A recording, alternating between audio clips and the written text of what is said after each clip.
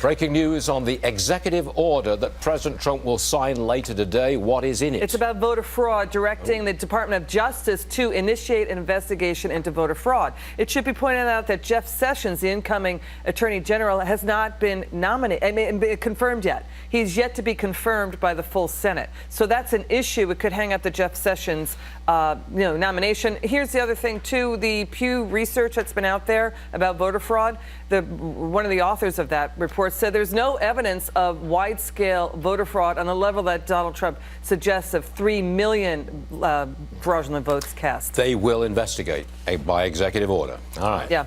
President Trump's expected to sign an executive order that cuts funding, American funding, for the United Nations. That's another executive order. Joining us now is George Birnbaum, former chief of staff to Israeli Prime Minister Benjamin Netanyahu.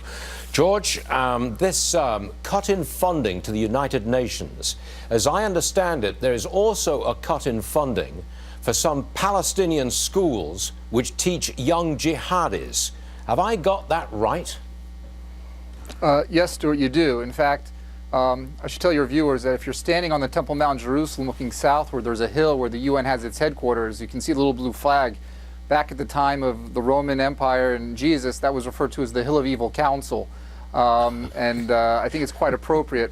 The United Nations has been a source of problem, if you will, for actually getting the Palestinians and the Israelis to make peace, because under the Obama administration, even previous administrations, and the international community, we have allowed the Palestinians to use the UN, UNESCO, and other international organizations to try and pressure Israel into either a bad deal or an existentially terrible deal. And as President Trump understands, just even with TPP and NAFTA, the only way to get things done is bilaterally, through a bilateral negotiation, one-on-one, Palestinians and Israelis. And I'm hoping that by taking this stand, cutting off funding to the UN, putting pressure to not allow the funding of Palestinian schools that incite and teach hatred towards the Jews, that it'll send a signal to the Palestinians that there is a new sheriff in town, and that sheriff is saying, if you really want peace, the only way is to sit down across the table from the Israelis in a bilateral way and negotiate a real peace. I want to ask you about the proposition to move America's embassy to Jerusalem. I don't think Benjamin Netanyahu wants that to happen, because it might set off some nasty riots in Jerusalem if that move were made. Am I right?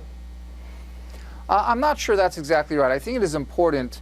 I know the Prime Minister for his entire tenure as Prime Minister, even prior to that, has said that Israel is the only country in the world which does not have the right to have its capital recognized by the international community. I think if the Americans were to move the embassy from Tel Aviv to Jerusalem, it would send a very important message, primarily to the Palestinians, but to the world, that Israel does have the right to declare its capital eternally as Jerusalem, and that any future two-state solution would include Jerusalem as the capital of the Jewish state. Do you think it'll happen? I mean, 1 year from now, where will America's embassy in Israel be? I believe that President Trump is a man of action, and if he wants to have the embassy moved, it will be moved. I can tell you that for years the geographic location, the planning, all that has been in place. It's not a big surprise where they would put the embassy.